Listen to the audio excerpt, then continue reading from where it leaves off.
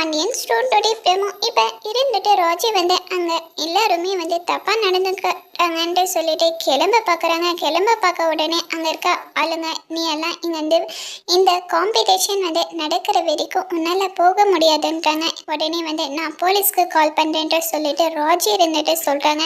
ராஜியோட ஃபோனை வந்து பிடுங்கி வச்சிடுறாங்க. அதுக்கப்புறமா ஒரு ரூமுக்குள்ளே போகிறாங்க. போன உடனே என்ன இந்த மாதிரியெல்லாம் பண்ணிட்டு இருக்க, உன் மெட்டலுக்கெல்லாம் நாங்கள் பயப்பட மாட்டோங்க.